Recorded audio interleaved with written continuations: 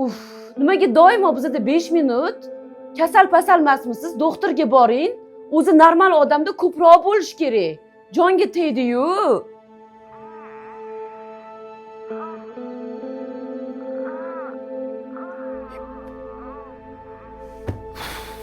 Qanaqa qilib bular 40-50 minut qiladi? Hammang mana shunaqa porno filmlarni ko'rasanda, jinsiy aloqani vaqti normada 1 soat yoki oshiqroq bo'lishi kerak degan yolg'on, noto'g'ri mif fikrlarga miyada joy ajratib olasizlar va o'zlaringni jinsiy aloqalaring 5 minutdan 7 minutdan oshmasa, tamom, men kasalman deb shunaqa fikr paydo bo'ladi. Bu juda xavfli fikr bo'ladi. Bu odamni o'ziga, erkakda ayniqsa, o'ziga bo'lgan ishonchini tushirishni boshlaydi. O'ziga ishonch tushgan erkak doim jinsiy aloqada xavfsiraydigan bo'lib qoladi. Ya'ni trevojniy sindrom deydi. Ya'ni doim qo'rquvda yashaydi. Yana bitta mif borda, o'sha kinolardagi aktyorlarda jinsiy a'zosiga o'zini jinsiy a'zosini solishtirish. Ey, baraka topkurlar. Bu illyuziya. U yerda rejissyor, operatorlar rakursni to'g'ri oladi yoki jinsiy olatni kattalashtirish operatsiyalarini o'tkazgan bemorlar bo'ladi. Bular jinsiy olatiga implant o'rnatgan bo'ladi. Bular soatlab jinsiy aloqa qilish imkoniyatiga ega bo'ladi. Bular narkotik vositalarda ta'sirida bo'ladi, eyforiyada bo'ladi. Bular o'zi aktyor, aktrisa, bular rol o'ynaydi shunaqa.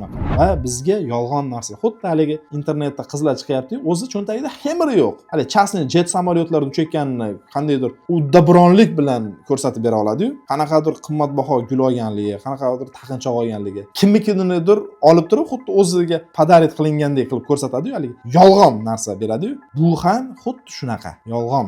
Normada jinsiy aloqa erkakda friksiya boshlangandan so'ng 3 minutdan oshsa bu norma hisoblanadi. Xo'p, 3 minut ayol bo'shanishga ulgurmasligi mumkin.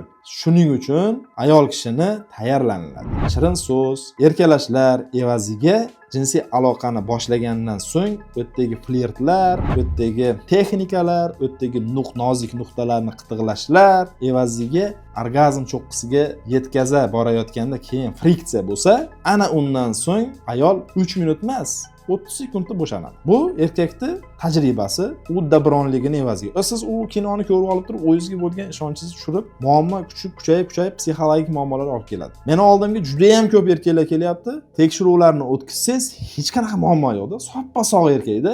O'quv yo'q xolos, o'quv yo'q. Shu o'quvni kuchaytirish kerak. Har xil illyuziyalarga ishonmasdan, real holatlarda, real adabiyotlarda o'qib, tushunib yoki shunaqa soha mutaxassislari, psixolog, psixopatolog, urolog, androlog mutaxassislaridan fikr, ya'ni konsultatsiya olib, keyin bir bu hayotini nima qilsa, bu to'g'ri deb o'ylayman.